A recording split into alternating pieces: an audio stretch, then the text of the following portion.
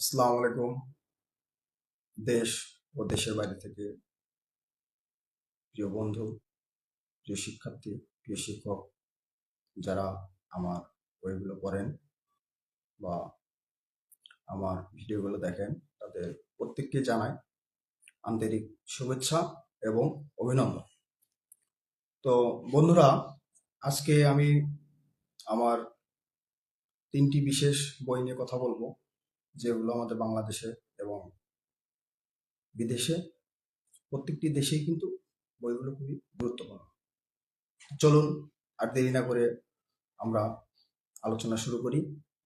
তো প্রথমেই আমি যেই বইটি নিয়ে আলোচনা করব সেটি হচ্ছে আমার লেখা একটি বই বা গবেষণা ভিত্তিক একটি বই, যে বইটির নাম হচ্ছে পড়াশোনা, বেকারত্ব ও আত্মনির্ভরতা।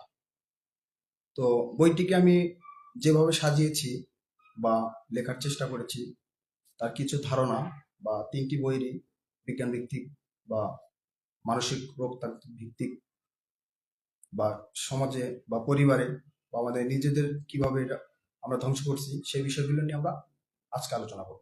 তো বন্ধুরা, চলুন শুরু করা যাক।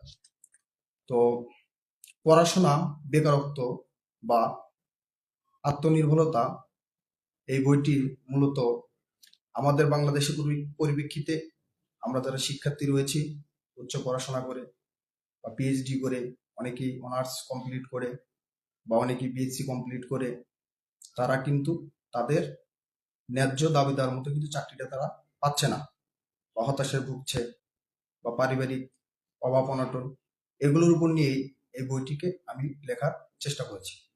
তো চলুন শুরু করা যাক কিছু আলোচনা। তো প্রথমেই যেই বিষয়টি আমাদেরকে জানতে হবে সেটি হচ্ছে শিক্ষার মূল উদ্দেশ্য কি। তো আমাদের বাংলাদেশের পরিপ্রেক্ষিতে অতীতে আমরা শুনে এসেছি যে শিক্ষার মূল উদ্দেশ্য হচ্ছে লেখাপড়া করে যে গাড়ি ঘোড়া চড়ে সে। কিন্তু এই কথাটা কিন্তু একটু ভুল ধারণা।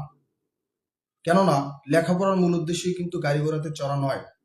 লেখাপড়ার মূল উদ্দেশ্য হচ্ছে জ্ঞান অর্জন করা, পৃথিবী, মহাবিশ্ব সৃষ্টিকর্তা এবং নিজেকে আত্মনির্ভর বা নিজেকে আত্মপরিতৃপ্তির জন্যই কিন্তু লেখাপড়া মূল উদ্দেশ্য। বা লেখাপড়া করে সেটাকে বিশ্লেষণ করা, নতুন কোনো তত্ত্ব আবিষ্কার করা, দেশ, জাতি বা নিজের আত্মার পরিতৃপ্তির জন্য কিন্তু শিক্ষাটা কিন্তু মূল উদ্দেশ্য। তো চলুন, লেখাপড়া করলে বা আমাদের বাংলাদেশের পরিপ্রেক্ষিতে অনেক শিক্ষার্থী যারা বেকার রয়েছেন, সেই বিষয়টি নিয়ে আমরা আজকে কথা বলবো। তো লেখাপড়ার মূল উদ্দেশ্য তো বললাম আপনাদের, যে লেখাপড়ার মূল উদ্দেশ্য হচ্ছে জ্ঞান অর্জন করা, এবং এই লেখাপড়ার মাধ্যমেই একজন শিক্ষার্থীর তার চিন্তার এবং সৃজনশীলতার বিকাশ ঘটে, এবং এখান থেকেই কিন্তু একজন শিক্ষার্থী তার মৌলিক মূল্যবোধ বা চারিত্রিক গঠন কিন্তু তিনি ভালোভাবে এটাকে করতে পারেন। লেখাপড়ার মাধ্যমে ভালো জ্ঞান অর্জন করার মাধ্যমে একজন শিক্ষার্থী কিন্তু ভালো ছাত্র বা ছাত্রী হিসেবে গড়ে ওঠে বা নিজেকে প্রতিষ্ঠিত করতে পারে। তো এই ক্ষেত্রে একজন শিক্ষার্থী যদি লেখাপড়া করে, তাহলে কিন্তু তিনি সামাজিক মূল্যবোধের জন্য কিন্তু বিশেষ অবদান রাখেন, বা পরিবারের জন্য, নিজের জন্য, দেশের জন্য, জাতির জন্য। এখন আমাদের বাংলাদেশের পরিপ্রেক্ষিতে লেখাপড়া করার ফলেও অনেক শিক্ষার্থী কেন বেকার হয়ে বসে রয়েছেন, বা তাদেরকে কেন তারা আত্মনির্ভরশীল ভাবে গড়ে তুলতে পারছেন না। অনেক শিক্ষার্থী বা আমাদের বাংলাদেশে যারা শিক্ষক রয়েছেন বা আমাদের যে শিক্ষা ব্যবস্থা, এটি মূলত সাধারণত আমরা মুখস্থ বিদ্যা, এটি কিন্তু আমরা বেশি করে থাকি। আর এই মুখস্থ বিদ্যার কারণেই যারা শিক্ষার্থীরা পড়ালেখা করে, তারা কিন্তু নিজেদেরকে চিন্তাশীল বা তাদের ভিতরে যে সৃজনশীলতা সেটা কিন্তু সৃষ্টি করতে পারে না। যার ফলে তারা তাদের যে ক্রিয়েটিভিটি বা অনেক শিক্ষার্থী রয়েছে যে তারা তাদের দক্ষতা কিন্তু কাজে লাগাতে পারে। এক্ষেত্রে আমার পরামর্শ হচ্ছে যে যারা শিক্ষার্থী রয়েছেন বা উচ্চ লেখাপড়ার কারণে যারা নিজেদেরকে প্রতিষ্ঠিত করতে পারছেন না, এক্ষেত্রে তাদেরকে যে বিষয়টি লক্ষ্য রাখতে হবে, তাদেরকে মনোবল তৈরি করতে হবে নিজের ভিতরে। এবং যদি এখন এক্ষেত্রে আপনি ইন্টারনেটে বা সোশ্যাল প্ল্যাটফর্মে আপনি নিজেকে ছোটখাটো কাজের দ্বারাও কিন্তু আপনাকে নিজেকে কিন্তু এখানে আপনি কিছুটা হলেও মানসিকভাবে বা আর্থিকভাবে কিন্তু আপনি এখান থেকে কিন্তু একটু প্রায়োরিটি পাবেন। তো বাংলাদেশের পরিপ্রেক্ষিতে যেটি হয় সেটি হচ্ছে লেখাপড়ার মূল উদ্দেশ্য বললামই তো, লেখাপড়া করে যে গাড়ি ঘোড়া চড়ে সে, কিন্তু এটি কিন্তু ভুল ধারণা। আর এই জন্যই শিক্ষার্থীরা মুখস্থ বই পড়ে, বিভিন্ন ধরনের গাইড পড়ার কারণে তারা পরীক্ষায় ভালো রেজাল্ট করার জন্য বিভিন্ন ধরনের প্রতিযোগিতামূলক পড়াশোনা করে থাকে, যার কারণে তাদের মস্তিষ্কে কিন্তু এক ধরনের চাপ সৃষ্টি হয়। আর সেখান থেকেই তাদের হতাশা, অ্যাংজাইটি, বিভিন্ন ধরনের মানসিক রোগে কিন্তু তারা আক্রান্ত হয়। এবং এমন শিক্ষার্থী রয়েছে যারা সিদ্ধান্ত নিতে পারে না এবং শেষ পর্যায়ে তারা কিন্তু আত্মহত্যা করতে কিন্তু বাধ্য হয়। তো এক্ষেত্রে আমি যেটা বলবো, তারা যদি নিজেদের ভিতরে দক্ষতা অর্জন করে বা ইংরেজি ভাষা বা বিদেশি বিভিন্ন ধরনের ভাষা রয়েছে, সেগুলো যদি তারা ভালোভাবে প্র্যাকটিস করে, বা এখন বর্তমান টেকনোলজির যুগ, সেক্ষেত্রে যদি তারা ভালো টেকনোলজি বিষয়ে যদি কিছু 3 মাস বা 6 মাসের যদি একটু ট্রেনিং করেন, তাহলে কিন্তু তারা সহজেই স্বাবলম্বী হয়ে উঠতে পারবেন। এবং আইসিটি বিষয় বা তার নিজস্ব এলাকায় বা লোকেশনে যে জিনিসগুলোর ভালো বেনিফিট রয়েছে, সেগুলো কিন্তু ছোটখাটো কিন্তু তিনি উদ্যোক্তা হতে পারেন, বা এখান থেকে তিনি খুব সহজেই মোটামুটি একটি অঙ্কের টাকা কিন্তু তিনি এটিকে নেটওয়ার্ক কানেকশনের সমস্যা। তো যাই হোক, যে কথাটি বলতেছিলাম যে কিভাবে স্বাবলম্বী হবেন, বা ছোট উদ্যোক্তা থেকেই কিন্তু এক সময় কিন্তু তিনি পরিচিতি লাভ করবেন এবং ধীরে ধীরে তার পড়াশোনাটা শেষ হবে, বা তিনি নিজেকে স্বাবলম্বী হিসাবে প্রতিষ্ঠিত করতে পারবেন। তো এখন আমাদের বাংলাদেশের পরিপ্রেক্ষিতে চাকরির বাজার এটা কিন্তু খুবই একটি দুর্ভাগ্যজনক। কারণ বাংলাদেশে যদি আপনি চাকরিটা যদি এখানে দেখেন, তাহলে এখানে শিক্ষার্থীরা কিন্তু তারা দুর্নীতি বা আত্মীয় স্বজন অনেক রয়েছেন যারা দুর্নীতির প্রলোভন দেখিয়ে, বা অনেক বন্ধু বান্ধব রয়েছেন যারা দুর্নীতির প্রলোভন দেখিয়ে বা রাজনৈতিক পাওয়ার দেখিয়ে তারা কিন্তু চাকরি দেওয়ার কথা বলে কিন্তু চাকরি দেয় না, যার কারণে এখান থেকে তার অনেক অর্থহানি হয়। হ্যাঁ, আর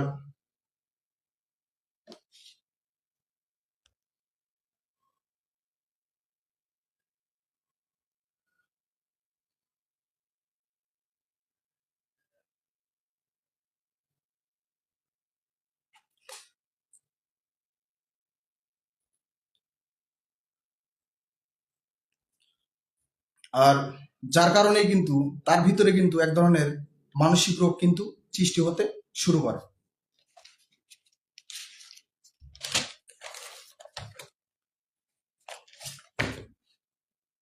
এক্ষেত্রে তারা যদি ভালো পরামর্শ বা তাদের বন্ধু, পরিবার, আত্মীয় স্বজন কিংবা ভালো শিক্ষকের সাথে যদি পরামর্শ করেন, তাহলে কিন্তু তিনি খুব সহজেই ভালো স্বাবলম্বী হয়ে উঠতে পারবেন।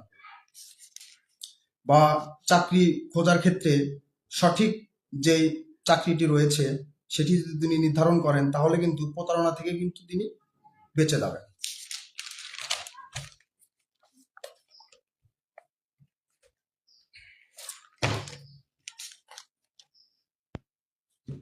তো শিক্ষার্থীদের জন্য যে দুটি আমি কথা বলবো, যারা শিক্ষক রয়েছেন বা যারা পরিবারের অভিভাবক রয়েছেন, তারা শিক্ষার্থীদের মানসিক বিকাশের জন্য তাদেরকে পর্যাপ্ত ঘুমের ব্যবস্থা করবেন, খেলাধুলা, বিনোদন, এবং তাদের যাতে ভালো খাদ্য পরিবেশন করানো যায়, যাতে তাদের স্বাস্থ্য ভালো থাকে এবং মস্তিষ্ক ভালো থাকে, এ বিষয়ে কিন্তু খেয়াল রাখতে হবে।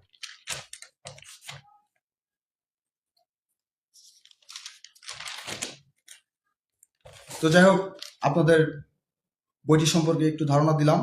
তো এখন আমরা যে বইটি নিয়ে কথা বলবো, আমার একটি বই, মাদক, নিশানা, সর্বনাশ।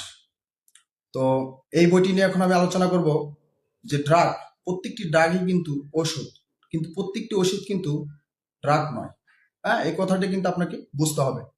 তো চলুন আমরা মাদক কিভাবে আমাদেরকে ক্ষতি করে বা এটা কিভাবে আমাদের মস্তিষ্ককে নষ্ট করে এই বিষয়টি নিয়ে আমরা আলোচনা করার চেষ্টা করি। মাদক মূলত আমরা কিছু মাদক নিয়ে আলোচনা করার চেষ্টা করব। যে প্রথমেই আমরা যে মাদকটি নিয়ে আলোচনা করব, যেটির নাম হচ্ছে গাঁজা, যেটির বৈজ্ঞানিক নাম হচ্ছে ক্যান্নাবিস সেটিভা, বা এর যে মূল রাসায়নিক উপাদান সেটি হচ্ছে টিএইচসি, টেট্রাহাইড্রো ক্যানাবিনল। যে রাসায়নিক উপাদানটি মূলত মস্তিষ্কের এক ধরনের ডোপামিনের তারতম্য তৈরি করে এবং এটা এক সময় মস্তিষ্কে স্মৃতিস্বরূপ এটি মস্তিষ্কে স্থায়ীভাবে থেকে যায়। তো এই গাঁজার যে মূল উপাদান আপনাদেরকে বললাম, বা গাঁজাটার যে পাতা, রেজিন বা ফুলগুলোই কিন্তু আসলে মাদক হিসাবে কিন্তু গ্রহণ করা হয়। তো এটার কারণে কিন্তু বিভিন্ন ধরনের মানসিক রোগ কিন্তু সৃষ্টি হয়। যেমন ধরুন আপনার anxiety, bipolar disorder, panic disorder. যারা বেশি পরিমাণ গাঁজা সেবন করেন তারা কিন্তু একসময় গাঁজা সাইকোসিক্স রোগে কিন্তু তারা আক্রান্ত হন এবং ধীরে ধীরে তার হার্টের পালপিটেশন কিন্তু খুবই দ্রুত বেড়ে যায় এবং সেক্ষেত্রে কিন্তু তার স্ট্রেসটাও কিন্তু বেড়ে যায় এবং কিন্তু প্যানিক অ্যাটাকটা কিন্তু তার ভিতরে কিন্তু তৈরি হয়। এই লক্ষণগুলো যদি আমরা দেখি তাহলে যারা বেশি পরিমাণ গাঁজা সেবন করেন তারা বেশি পরিমাণ আনন্দ, ঘুম অনেক সময় বেশি হয়, অনেক সময় কম হয়, বা ক্ষুধা বেশি লাগে, বা চিন্তা এলোমেলো হয়ে যায়, চোখে ঠিক মতো তারা দেখতে পান না বা চোখ লাল হয়ে যায়, স্মৃতিভ্রম সৃষ্টি হয় এবং হ্যালুসিনেশন তৈরি হয় তাদের মস্তিষ্কে। এবং শারীরিক যে প্রভাবটা সেটি যদি এটি ধূমপানের মাধ্যমে যদি সেটি গ্রহণ করে থাকে তাহলে কিন্তু তার শ্বাসকষ্ট, ফুসফুস, হৃদস্পন্দন বেড়ে যাবে এবং রোগ প্রতিরোধ ক্ষমতা কিন্তু একদমই কমে যাবে। এটি সামাজিক প্রভাবও কিন্তু রয়েছে। বন্ধু বান্ধবের সাথে সম্পর্ক নষ্ট হয়ে যায়, পারিবারিক সম্পর্ক নষ্ট হয়ে যায়, আত্মীয় স্বজনের সাথে সম্পর্ক নষ্ট হয়ে যায় এবং এর কারণে কিন্তু পড়াশোনার মনোযোগে কিন্তু কমে যায় এবং অপরাধ করার মতো কাজ কিন্তু মস্তিষ্কে কিন্তু তৈরি হয়, বা এখান থেকেই কিন্তু অপরাধগুলো কিন্তু সৃষ্টি হয়। তো এরপরে যে আমরা আলোচনা করব সেটি হচ্ছে ইয়াবা। তো ইয়াবা মূলত হচ্ছে এক ধরনের সিনথেটিক, কৃত্রিমভাবে তৈরি করা রাসায়নিক যৌগ, যার ভিতরে মূলত মিথো অ্যামাইডোফিন মিন এবং ক্যাফেইন যৌগটি যুক্ত করে এই ইয়াবাটিকে তৈরি করা হয়, যেটি মূলত মস্তিষ্কের খুব দ্রুত উদ্দীপনা তৈরি করে এবং সেটি মস্তিষ্কে এক ধরনের ভালো লাগা সৃষ্টি করে, ঘুম খুবই কম হয় এবং যারা এটি বেশি সেবন করেন তারা বাচালতা হয়, চোখের মণি সংকুচিত হয়ে থাকে এবং যারা অতিরিক্ত সেবন করে থাকেন তারা অতিরিক্ত কথা বলে থাকেন এবং বিভিন্ন ধরনের কার্যক্রম কিন্তু তারা করে থাকেন, বা মস্তিষ্কের কিন্তু ডোপামিনের তারতম্য কিন্তু এখান থেকে হয়ে থাকে, বা এখান থেকেও কিন্তু বিভিন্ন ধরনের মানসিক রোগ কিন্তু তার সৃষ্টি হয়, যেমন anxiety, bipolar disorder, panic disorder, বা এক ধরনের পাগলামি সাইকোসিস কিন্তু তার ভিতরে কিন্তু তৈরি হয়। এটিরও কিন্তু আপনার মস্তিষ্কের জন্য ক্ষতিকারক, শরীরের জন্য ক্ষতিকারক। হ্যাঁ, এটি স্নায়ুতন্ত্রের কোষগুলোকে নষ্ট করে দেয়, লিভার স্ট্রোকের সম্ভাবনা থাকে, কিডনি বিকল করে দেয়, হ্যাঁ, শরীর শুকিয়ে যায়। এটারও কিন্তু সামাজিক কিন্তু ব্যাধি রয়েছে, পরিবার, বন্ধু বান্ধব, আত্মীয় স্বজন থেকে বিচ্ছিন্ন করে। তো এরপরে যেটি নিয়ে আমরা আলোচনা করব সেটি হচ্ছে মদ বা অ্যালকোহল। এটি মূলত একটা ইথানল রাসায়নিক যৌগ, যেটি থেকে বিভিন্ন ধরনের আখ, খেজুর, আঙ্গুর বা বিভিন্ন ধরনের যেগুলো মিষ্টি জাতীয় চিনি, সুগার রয়েছে সেখান থেকে কিন্তু মূলত এই আপনার অ্যালকোহল বা মদটিকে কিন্তু তৈরি করা হয়।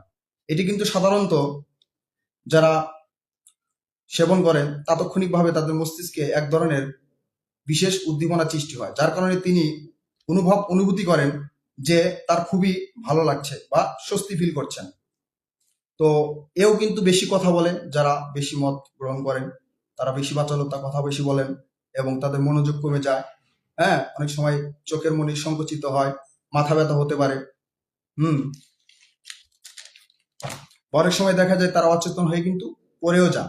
হ্যাঁ, তো যারা দীর্ঘমেয়াদী এই অ্যালকোহল বা মদটিকে গ্রহণ করেন তাদের কিন্তু ডিপ্রেশন, অ্যাংজাইটি, স্মৃতিশক্তির দুর্বলতা বা অচেতন হওয়ার মতো কিন্তু একটি অবস্থা কিন্তু তাদের ভিতরে কিন্তু তৈরি হয়।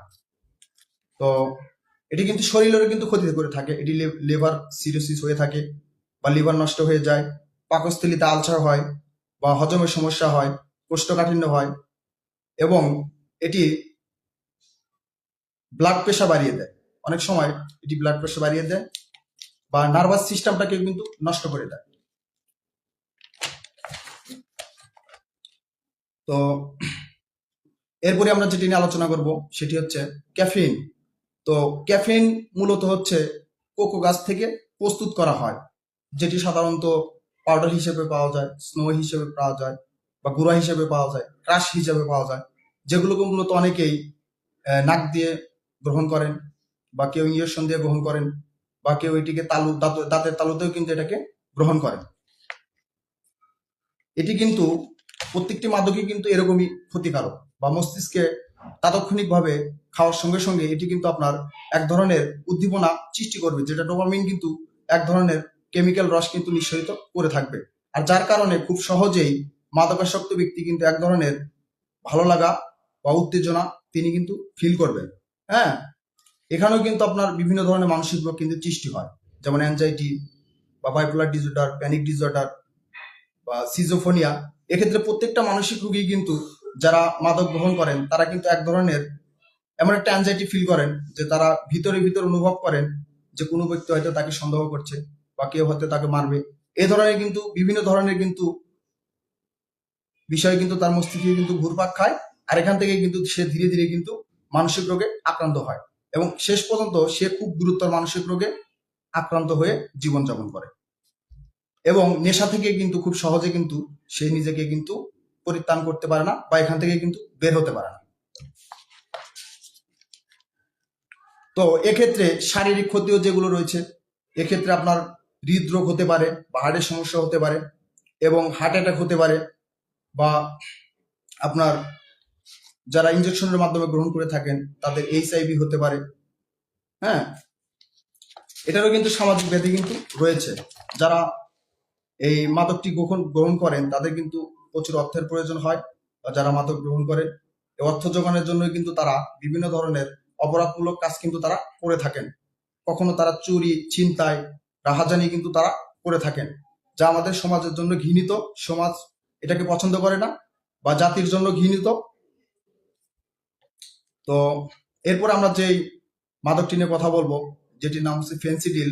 ফেন্সিডিল মূলত হচ্ছে একটি কফ জাতীয় বা ঠান্ডার একটি ওষুধ, যেটিকে সাধারণত আপনাদের প্রথমে বললাম যে প্রত্যেকটি ওষুধই কিন্তু ড্রাগ, কিন্তু প্রত্যেকটি ড্রাগই কিন্তু ওষুধ নয়।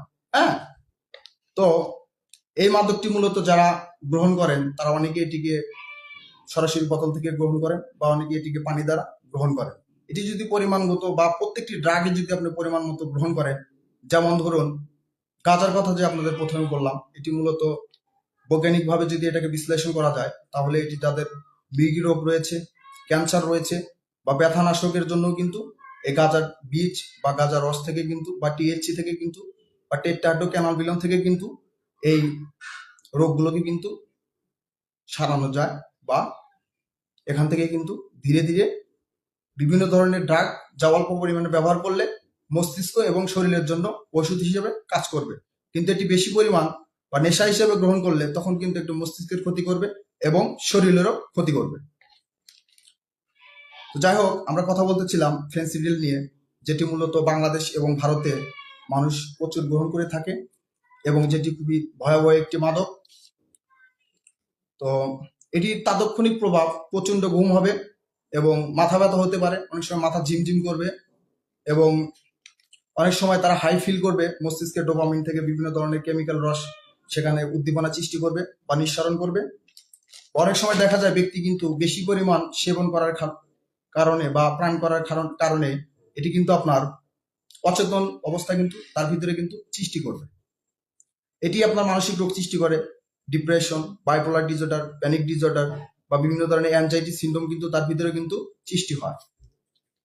তো এটি শারীরিকভাবেও ক্ষতি করে, যেমন লিভারের সমস্যা হতে পারে বা কিডনি বিকল হতে পারে, হরমোনের সমস্যা হতে পারে, হ্যাঁ, কোষ্ঠকাঠিন্য হতে পারে, শ্বাসকষ্ট হতে পারে বা ফুসফুসের সমস্যা হতে পারে, হ্যাঁ, বা স্নায়ুতন্ত্রও কিন্তু দুর্বল হয়ে যায়। মস্তিষ্কে কিন্তু এই প্রত্যেকটি রোগ বা যারা নেশা করেন বা মাদকাসক্ত তারা যে নেশাগুলো করেন এগুলোর কিন্তু যে উপাদানগুলো রয়েছে, রাসায়নিক উপাদান, সেগুলো কিন্তু রক্তে মিশে যায় এবং সেগুলো কিন্তু মস্তিষ্কেও কিন্তু সেভ হয়ে থাকে। হ্যাঁ, তো এরপরে আমরা যেটি নিয়ে আলোচনা করব, বর্তমানে বাংলাদেশ এবং পৃথিবীর বিভিন্ন জায়গায় যেটি খুবই মাদক হিসেবে মানুষ গ্রহণ করে, এলএসডি বা আরেকটা তার সাথে যেটা আমরা আলোচনা করব একটি হ্যালুসিনেশন মাশরুম, এই দুটি নিয়ে আমরা আলোচনা করব। তো এলএসডি মূলত একটি সিনথেটিক কৃত্রিম রাসায়নিক যৌগ, যেটি মূলত মস্তিষ্কের তাৎক্ষণিক অনুভূতি সৃষ্টি করে থাকে এবং সেই মাদকাসক্ত ব্যক্তি সেটি গ্রহণ করার ফলে এক ধরনের কাল্পনিক হ্যালুসিনেশন তার ভিতরে কিন্তু সৃষ্টি হয়। এটি কিন্তু যারা গ্রহণ করেন তারা তাৎক্ষণিকভাবে স্মৃতিভ্রম তার ব্রেনে সৃষ্টি হয় বা মস্তিষ্কে এটা তিনি উপলব্ধি ফিল করেন, অদৃশ্য ছবি বা দৃশ্য দেখেন বা শব্দ শোনেন।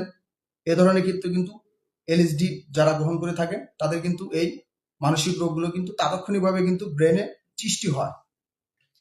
এক্ষেত্রে মানসিক রোগও কিন্তু সৃষ্টি হয়, যেমন ধরুন আপনার বাইপোলার ডিসঅর্ডার, প্যানিক ডিসঅর্ডার বা সিজোফ্রেনিয়ার মতো মারাত্মক রোগ কিন্তু এখান থেকে কিন্তু সৃষ্টি হয়।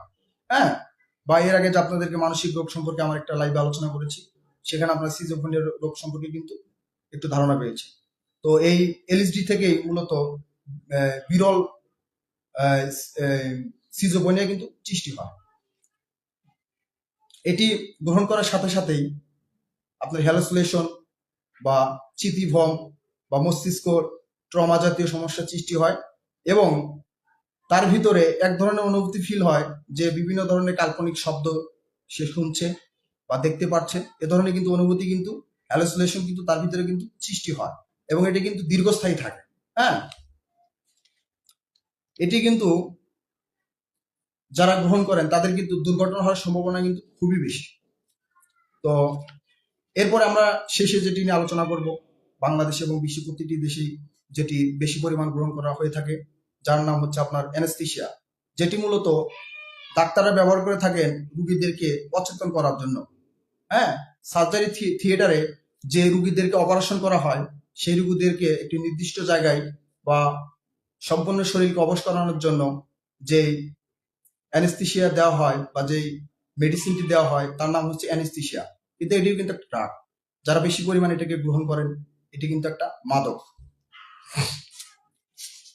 এটি মূলত সাধারণত ইনজেকশনের মাধ্যমে শরীরের নরম জায়গাতে পুশ করানো হয় এবং এটির প্রভাব যেটি সেটি হচ্ছে যারা এটি গ্রহণ করেন তারা বেদনানাশক হিসেবে গ্রহণ করেন বা তাদের যারা মস্তিষ্ক ঠিক রাখতে পারেন না, অনেক সময় তাদের ঘুমের সমস্যা হয়। হ্যাঁ, যার কারণে কিন্তু তারা এই মাদকটি কিন্তু গ্রহণ করে থাকে। এটি কিন্তু আপনার মস্তিষ্ক কিন্তু দুর্বল করে দিবে এবং বিভিন্ন ধরনের জটিল জটিল মানসিক রোগ কিন্তু আপনার ভিতরে কিন্তু সৃষ্টি হবে। তো ক্ষতিকর প্রভাব যেগুলো হলো যে নাক কান গলা বা ফুসফুস বা শরীরে বিভিন্ন জায়গায় ঘা পচা শুরু হবে এবং সেখান থেকে বিভিন্ন ধরনের রোগ প্রতিরোধ ক্ষমতা কমে যাবে বা সেখানে ক্ষত সৃষ্টি হবে, এমনকি ক্যান্সারও কিন্তু হতে পারে বা রক্তচাপ কমে যায়, স্ট্রোক হওয়ার সম্ভাবনা থাকে, মস্তিষ্ক, লিভার এগুলো কিন্তু নষ্ট হয়ে যায় বা বিরল এক ধরনের কিন্তু মানসিক রোগ কিন্তু এক্ষেত্রে কিন্তু সৃষ্টি হয়। তো যাই হোক, আপনাদেরকে দুটি বই সম্পর্কে মোটামুটি ধারণা দিলাম যে এটিকে কিভাবে সাজানো হয়েছে। তো এখন আমি যে বইটি নিয়ে আলোচনা করব, যেটি বর্তমানে পৃথিবী বা বাংলাদেশে বা বিশ্বে প্রত্যেকটি জায়গায় কিন্তু এটি খুবই সমস্যা করছে বা এই আপনার জুয়া, যে বইটির নাম হচ্ছে জুয়া নেশানা সর্বনাশ, যেটি বর্তমান বাংলাদেশে বা বিশ্বের প্রতিটি জায়গায় আমাদের তরুণ প্রজন্ম বা আমাদেরকে ধ্বংস করছে, সেই বিষয়টি নিয়েই একটু আমি বিস্তারিত আলোচনা করার চেষ্টা করেছি আমার এই জুয়া নেশানা সর্বনাশ এই বইতে। তো আপনাদের কিছু বৈজ্ঞানিক ভিত্তিক বা মানসিক রোগতাত্ত্বিক ভিত্তিক বা মস্তিষ্কে কিভাবে এটি ক্ষতি করে বা আর্থিকভাবে আমরা কিভাবে এটি থেকে ক্ষতি হচ্ছি বা এখান থেকে আমরা কিভাবে বের হয়ে আসতে পারবো বা এটা যে একটা প্রতারণামূলক ফাঁদ সেটা আমরা কিভাবে বুঝবো, এই নিয়ে একটু আমরা ধারণা পাওয়ার চেষ্টা করি। তো জুয়া যখন একজন ব্যক্তি খেলেন বা যারা অতীতে জুয়া খেলতেন বা বাংলাদেশের পরিপ্রেক্ষিতে যখন টেকনোলজির যুগ ছিল না বা মোবাইল বা কম্পিউটার বা আমরা এখন যেটা অনলাইনের যুগে খুব সহজ হয়ে গেছে, তখন যেটাই মানুষ বাস্তবে খেলতো তখন কিন্তু দেশের টাকাটা কিন্তু দেশেতেই কিন্তু থাকতো। এবং বর্তমানে বিশ্বে এবং প্রতিটি দেশেই ক্রিপ্টোকারেন্সি, বাইন্যান্স বা বিভিন্ন ধরনের ওয়ালেট যেটা অনলাইনে যুক্ত করার কারণেই মানুষ খুব সহজেই বিভিন্ন ধরনের অ্যাপের মাধ্যমে বা বিভিন্ন ধরনের সাইটের মাধ্যমে কিন্তু তারা কিন্তু এই জুয়াতে প্রবেশ করে বা বিভিন্ন ধরনের প্রলোভন দেখিয়ে মানুষকে কিন্তু এখানে হিপনোটাইজ করানো হয়, যাতে একটি মানুষ খুব সহজেই কিভাবে টাকা কামানো যায় এই দিকেই তারা ধাবিত হয়। যার কারণে তারা কিন্তু এই প্রতারণা কিন্তু করতে কিন্তু খুবই সুযোগ পান বা তাড়াতাড়ি কিন্তু এটি তারা করতে পারেন। এটি এমন ভাবে নকশা করা হয়েছে যে আপনি কিন্তু দিন শেষে কিন্তু এখানে হেরেই যাবেন। তো চলুন একটু আলোচনা করা যায়।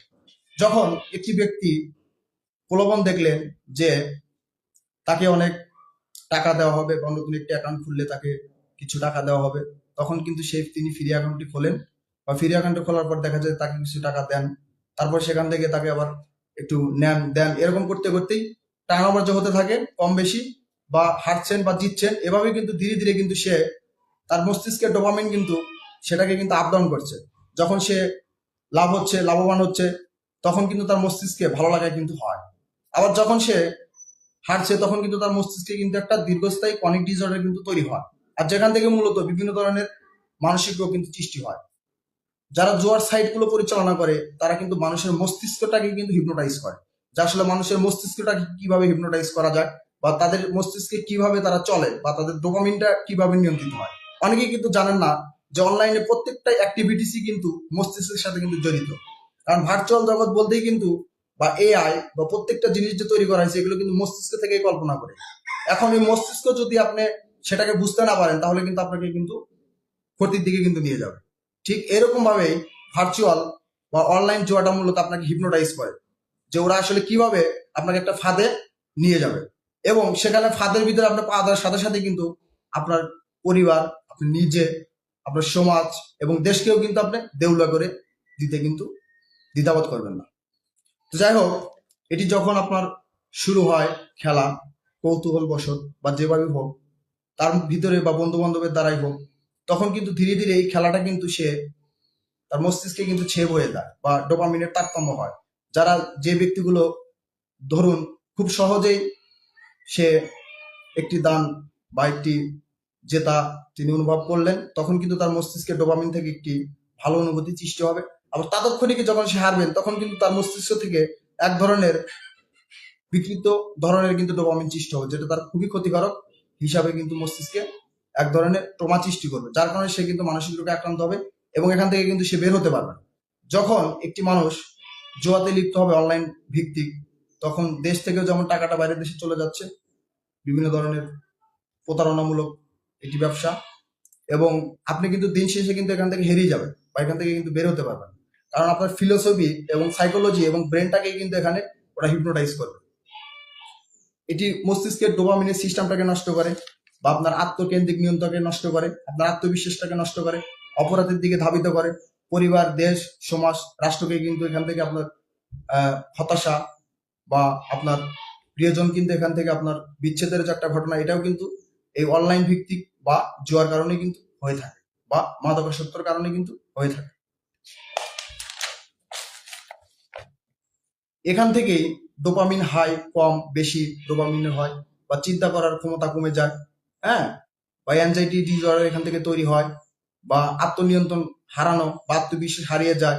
এখান থেকেই মানসিক দুর্বলতা সৃষ্টি হয়, ব্রেনের বিভিন্ন ধরনের ট্রমা সৃষ্টি হয়, এখান থেকে কিন্তু মানসিক রোগ কিন্তু সৃষ্টি হয় বা এখান থেকে কিন্তু বের হওয়া কিন্তু সম্ভব হয় না। তো এটি মূলত ডোপামিনের সিস্টেমটাকে নষ্ট করে দেয়, কার্টিসল সেটাকেও নষ্ট করে দেয় এবং প্রিনফ্রন্টালটাকে নষ্ট করে দেয়, যেটা হচ্ছে ব্রেনের এক ধরনের ডোপামিনের ফাংশন। এবং এখান থেকেই কিন্তু বিভিন্ন ধরনের অপরাধমূলক কাজ কিন্তু এই মাদকাসক্ত বলুন বা যারা জুয়াতে অনলাইন জুয়াতে লিপ্ত আছে তাদের ক্ষেত্রে কিন্তু এটি প্রযোজ্য বা তারা এগুলো কিন্তু করে থাকেন। দেখা যাচ্ছে তারা বিভিন্ন ধরনের চুরি, ছিনতাই, রাহাজানি বা বিভিন্ন ধরনের প্রতারণামূলক কাজ কিন্তু তারা করে থাকেন। হ্যাঁ, তো এটি নিয়ে বিজ্ঞানীরা কি ভাবছেন? তো বর্তমান প্রতিটি দেশের বিজ্ঞানীরা ভাবছেন, কারণ এটি যে এখন বর্তমান অবস্থা, তাতে 2025 সালে 10.5 মিলিয়ন মার্কিন ডলার এবং 2030 সালে এটিকে কল্পনা করা হচ্ছে 286.4 মার্কিন মিলিয়ন ডলার, যেটি এটি ছাড়িয়ে যাবে ক্রিপ্টোকারেন্সির ক্ষেত্রে। এটি মূলত বার্ষিক গড় CAGR এর তথ্য মতে, এবং এটি তারা ধারণা করছেন বিজ্ঞানীরা যে প্রযুক্তিগতভাবে আমরা উন্নতির দিকে যাওয়ার কারণেই কিন্তু আমরা কিন্তু বিভিন্নভাবে অনলাইনে কিন্তু আমরা নিজেদেরকে ধ্বংসের দিকে নিয়ে যাচ্ছি। এই অনলাইন জগৎটাই কিন্তু আমাদেরকে মূলত কিন্তু মানসিক রোগগুলো কিন্তু সৃষ্টি করছে, যার উপর ভিত্তি করে কিন্তু আমি যে বইটি লিখেছি বা বইটি আসলে ওইভাবে কিন্তু সাজানো হয়নি, জাস্ট একটু ধারণা দেওয়া হয়েছে যে আসলে বইগুলো চলে কিনা বা মানুষ সেটিকে নেবে কিনা। তো খুবই সাড়া এসেছে এবং নিজের ভিতরে খুব আত্মোপলব্ধি ফিল হচ্ছে যে না, মানুষ সেটিকে দেখছে বা পড়ার চেষ্টা করছে। তো আমি আবারও ধন্যবাদ জানাবো দেশ এবং দেশের বাইরে থেকে আমার প্রিয় শিক্ষক, শিক্ষার্থী, বন্ধু বান্ধব যারা আমার লেখা বইগুলো পড়েন বা আমার বিজ্ঞান গবেষণা ভিত্তিক বইগুলো পড়েন বা আমার আধ্যাত্মিক কবিতা, সৃষ্টিকর্তাকে নিয়ে বিজ্ঞান ভিত্তিক কবিতা বা আমার নিজের সাইকোলজি, ফিলোসফি থেকে যে কবিতাগুলো আমি লিখি, তারা এটিকে ভালো লাগেন বা অনেকেই অনেকভাবে এটি তারা আমাকে উৎসাহিত করেছেন। তাদের প্রত্যেককে আমি আন্তরিক ধন্যবাদ এবং শুভেচ্ছা জানাই। তো আজকের মতো আলোচনা এখানেই শেষ করব। তো আলোচনা শেষ করার আগেই আমি দুটি কথা বলবো যে আমার প্রিয় বন্ধুরা যারা আমার ভিডিওগুলো দেখেন বা আমার বইগুলো যারা পড়েন, প্রত্যেকের জীবনে কিন্তু কোনো না কোনো ঘটনা কিন্তু তাদের থাকে। হ্যাঁ, বা তারা কিন্তু নিজেরাই কিন্তু প্রতিটি ব্যক্তি কোনো না কোনো ভাবে খারাপ কাজ বা অনলাইন জুয়া বা মাদক বা বেকারত্ব বলুন, প্রতিটি ধাপেই কিন্তু তারা জীবন কিন্তু পদার্পণ করে। তো সেখান থেকে বের হওয়ার মূল যে চিন্তা বা সেখান থেকে আপনি কিভাবে বের হতে আসতে পারবেন, সেই মূল চিন্তাটা হচ্ছে আপনাকে ভালো জ্ঞান অর্জন করা। আপনি যখন সেই বিষয়গুলো কিন্তু গভীরভাবে জানবেন বা বুঝবেন যে সেটি আপনার মস্তিষ্কে কিভাবে ক্ষতি করছে বা কিভাবে মানসিক রোগ সৃষ্টি করছে, বা আপনি ধীরে ধীরে ধ্বংসের দিকে ধাবিত হচ্ছেন, বা আপনার পরিবার বা আপনার নিজের প্রিয়জন হারিয়ে যাচ্ছে, সেক্ষেত্রে কিন্তু আপনার এটি কিন্তু খুবই মস্তিষ্ক এবং শরীরের জন্য কিন্তু প্রভাব ফেলতে পারে। আবার এখান থেকেই কিন্তু মানসিক রোগগুলো কিন্তু সৃষ্টি হয়। তো পৃথিবীতে আল্লাহ তাআলা মানুষকে সৃষ্টি করেছেন জ্ঞান অর্জন করার জন্য। যখন আপনি ভালো জ্ঞান অর্জন করবেন বা ভালো চিন্তা মাথায় নিয়ে আসবেন, তখন কিন্তু আপনি নিজেকে চিনতে পারবেন এবং সৃষ্টিকর্তাকে চিনতে পারবেন, এবং পবিত্র জ্ঞান দ্বারাই কিন্তু সৃষ্টিকর্তাকে কিন্তু ফিল করা সম্ভব। এবং যখন আপনি সৃষ্টিকর্তাকে ফিল করবেন বা সৃষ্টিকর্তাকে বুঝবেন বা জানবেন, নিজেকে চিনতে পারবেন ভালো জ্ঞান দ্বারা, ভালো বই দ্বারা, হ্যাঁ, ভালো পরামর্শ দ্বারা বা ভালো কাউন্সিলিং এর দ্বারা, তাহলেই কিন্তু আপনি নিজেকে কিন্তু একজন বাংলাদেশী নাগরিক হিসাবে বা পৃথিবীর একজন ভালো মানুষ হিসাবে বা সৃষ্টিকর্তার একজন ভালো বান্দা হিসাবে কিন্তু আপনি নিজেকে কিন্তু প্রতিষ্ঠিত করতে পারবেন। তো অনেকেই বলেছেন যে বইগুলো কবে প্রকাশিত হবে। আমি বলেছি যে বইগুলো চেষ্টা হচ্ছে বা প্রকাশনার বিভিন্ন মাধ্যমে কথাবার্তা হচ্ছে। তো দোয়া রাখবেন আপনারা। সবাইকে ধন্যবাদ, ভালো থাকবেন। আসসালামু আলাইকুম।